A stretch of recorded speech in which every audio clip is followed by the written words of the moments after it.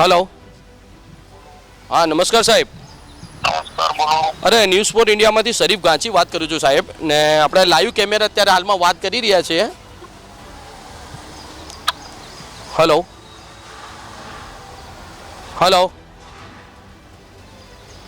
જોયું આપણે કે જ્યારે સાહેબને એમ કહેવામાં આવ્યું કે ન્યૂઝ ફોર ઇન્ડિયામાંથી અમે વાત કરી રહ્યા છીએ ને અને લાઈવ કેમેરે વાત કરી રહ્યા છે એમને જાણ કરવું અમારો ફરજ હોય છે કે અમે લાઈવ કેમેરે વાત કરી રહ્યા છીએ પણ એમણે ફોન કાપી નાખ્યો અત્યારે ફરીથી અમે પ્રયત્ન કરીશું એમને ફોન લગાવવાનો આ અત્યારે ફોન ફરીથી લગાવ્યો હવે જોઈએ છે એ રિસીવ કરે છે કે નથી કરતા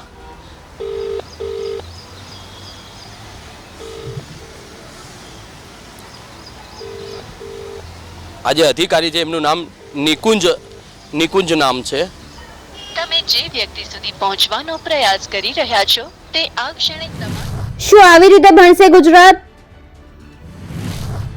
શાંતિપુરા પ્રાથમિક શાળાના હાલ બેહાલ. તંત્રના વાંકે શાળામાં ઘૂસ્યા વરસાદી પાણી. વિદ્યાર્થીઓનું ભવિષ્ય અધ્ધરતાલ. ચોમાસાનો વરસાદ ઠેર ઠેર તબાહી મચાવી રહ્યો છે. ઉત્તરથી લઈને દક્ષિણ અને સૌરાષ્ટ્ર કચ્છમાં વરસાદે જ તંત્રની કેટલીય પોલ ખોલી દીધી છે. ત્યારે હાલમાં દયનીય દ્રશ્યો અમદાવાદની એક શાળામાંથી સામે આવ્યા છે. અમદાવાદ શહેરના સાણંદ નજીક આવેલા શાંતિપુરા પ્રાથમિક શાળાની હાલત નરક જેવી થઈ ગઈ છે. શાંતિપુરા પ્રાથમિક શાળાના બાળકોને ભણવા માટે ભારે મુશ્કેલીઓનો સામનો કરવો પડી રહ્યો છે. હાલ વરસાદે વિરામ તો લીધો છે પણ અમદાવાદમાં રિંગ રોડ પર આવેલી શાંતિપુરા પ્રાથમિક શાળામાં ભરાયેલા વરસાદી પાણી હજુ પણ નથી ઓસર્યા. 5 સપ્ટેમ્બરે રાજ્યભરમાં શિક્ષક દિવસની ઉજવણી કરવામાં આવી પણ અમદાવાદમાં સાણંદ નજીક આવેલી શાળામાં શિક્ષક દિવસના દિને જ ન જોઈ શકાય તેવા દ્રશ્યો સામે આવ્યા. વરસાદી વિરામ લઈ લીધા છતાં શાળામાં વરસાદી પાણી ભરાયા હોવાના દ્રશ્યો સામે આવ્યા. સાણંદ નજીક આવેલા શાંતિપુરા પ્રાથમિક શાળામાં વારંવાર પાણી ભરાવાની સમસ્યા સર્જાય છે અને સરકારી તંત્રના કારણે શાંતિપુરા પ્રાથમિક શાળામાં અભ્યાસ કરતા બાળકોને ભારે હાલાકીનો સામનો કરવો પડી રહ્યો છે. વિદ્યાર્થીઓને શાળામાં ખુલ્લી જગ્યામાં બેસાડીને ભણાવવામાં આવી રહ્યા છે અને શાળાના વર્ગખંડને લોક લગાવેલા છે. તંત્ર દ્વારા પાણી નિકાલની કોઈ વ્યવસ્થા નથી કરવામાં આવી ત્યારે કોઈ બીમારી ફેલાય તો જવાબદાર કોણ તેવા અનેક સવાલો પણ ઉઠ્યા છે. જ્યારે હાલમાં અહીંયા નાના નાના ફૂલકાઓ બની રહ્યા છે અને અહીંયા વરસાદનું પાણી ભરાયેલું પડ્યું છે અને આ સમસ્યા છેલ્લા 2 વર્ષથી જોવા મળી રહી છે અને આ ક્યાંય ને ક્યાંય તંત્રની પણ લાપરવાહી હોય કે આ નાના નાના ફૂલકાઓને જો મેલેરિયા જેવી બીમારી થાય કે ડેન્ગ્યુ જેવી બીમારી થાય ને અત્યારે હાલમાં કોઈ આ લોકોને ભગવાન કરે હું તો કોઈ એવા દિવસ ના જોવા પડે કે એમને એડમિટ કરવા પડે પણ જો એવું કંઈ બન્યું તો એની જવાબદાર કોણ? પણ અત્યારે જ્યારે અમે શિક્ષકો સાથે વાતચીત કરી તો એમણે એમ બતાવ્યું કે મોટરો લાઈન મૂકી છે પણ મોટરો અહીંયા શોભાના ગાંઠિયાની તરીકે પડેલી છે. જેવી રીતના લાઈને મૂકી છે પાઇપો બાંધેલી એવી એ જ પોઝિશનમાં અહીંયા પડી છે પણ આ મોટરનું કોઈ ઉપયોગ કરવામાં નથી આવતું. આ પાણીને કાઢવા માટે આ મોટરનું કોઈ ઉપયોગ કરવામાં નથી આવતું ને મોટર ખાલી શોભાના ગાંઠિયાની જેમ જ અહીંયા પડેલી જોવા મળી રહી છે. અમદાવાદના શાંતિપુરા સર્કલની બાજુમાં શાંતિ પ્રાથમિક શાળા જે આવેલી છે ત્યાં છેલ્લા 2 વર્ષથી પાણીની સમસ્યા છે. ઘણી ફેરી અહીંયા ગટરનું પાણી ઉભરાવતું હોય છે તો ઘણી ફેરી વરસાદના પાણીના કારણે આ શાળાની અંદર પાણી ભરાઈ જતું હોય છે અને અહીંયા આપણે જોવા મળશે કેવી રીતના પાણી શાળામાં ભરાઈ રહ્યું છે અને અહીંયા એક બાજુ નાના નાના ફૂલકાઓ બની રહ્યા છે ને અત્યારે હાલમાં જ્યારે ડેન્ગ્યુ અને મેલેરિયાના કેસો પણ વધતા જઈ રહ્યા છે. જ્યારે તમે જઈને જુઓ દવાખાનાઓમાં સિવિલ હોસ્પિટલોમાં કે મોટી મોટી હોસ્પિટલોમાં તમે જઈને જુઓ તો ત્યાં તમને ડેન્ગ્યુ અને મેલેરિયાના જ કેસ જોવા મળશે અને આ સરકારી શાળા હોવાથી અહીંયા કોઈ પણ જાતનું કામગીરી કરવામાં નથી આવતી અને કોઈ પણ તંત્ર દ્વારા અહીંયા ધ્યાન દેવામાં નથી આવતું.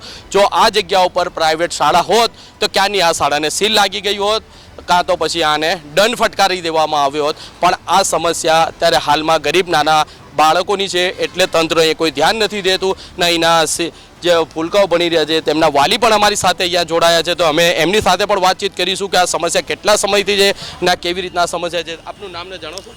સુરેશભાઈ રાવળ, શાંતિપુરા. હા, આ સમસ્યા કેટલા સમયથી અહીંયા પાણી ભરાવવાની છે? આ સમસ્યા લગભગ ચોમાસામાં 2-3 વાર આવું બન્યું છે, પાણી ભરાય છે. અને આ અત્યારે હાલમાં તો વરસાદનું પાણી છે આના સિવાય ગટરનું પણ પાણી પહેલાં જોવા મળતું હતું અને ઘણી ફેરી શાળા બંધ પણ રહી છે કેટલો સમય તો એના વિશે શું કહે છે?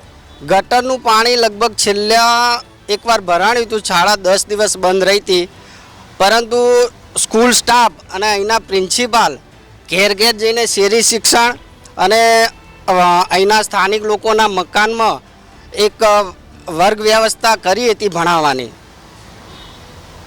અને તમે અહીંયા શું કહેવા માંગશો? આ જ્યારે સરકારી શાળા છે એટલે તંત્ર ધ્યાન નથી આપતું. જો આ જ શાળા અગર પ્રાઇવેટ હોત અને કોઈ સંસ્થાની હોત તો તંત્ર કેવું એક્શન લેત? જો એને સીલ મારી દેત કે શું કરત? અહીંયા લગભગ મોટાભાગના ગરીબ વાલીઓના બાળકો જ ભણે છે, એટલે તંત્ર હોય કે ઓડાવાળા હોય ધ્યાન રાખે છે, પણ કહેવાનો મતલબ એ કે જે જરૂરિયાત તાત્કાલિક મળે એ તાત્કાલિક મળતી નથી. બીમારી ફેલાઈ શકે એ વાત 100%ની છે, પરંતુ પાણી ભરાયેલું છે આવું હોય તો વાલી પણ બાળકોને કઈ રીતે મોકલે? અને સાહેબો હોય કે સ્ટાફનો પણ આપણે શું વાંક કાઢી શકીએ? જે છે એમ અહીંના તંત્રના સરકારી અધિકારીઓને કરવાનું છે ને.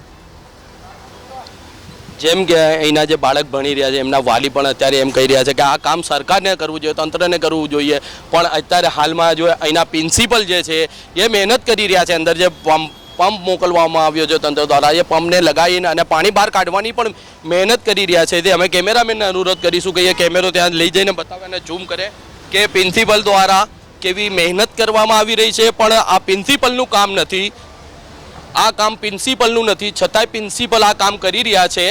અને આપ જોઈ શકો છો કે પ્રિન્સિપલ જાતે આ પંપ ચાલુ કરવાનો પ્રયત્ન કરી રહ્યા છે.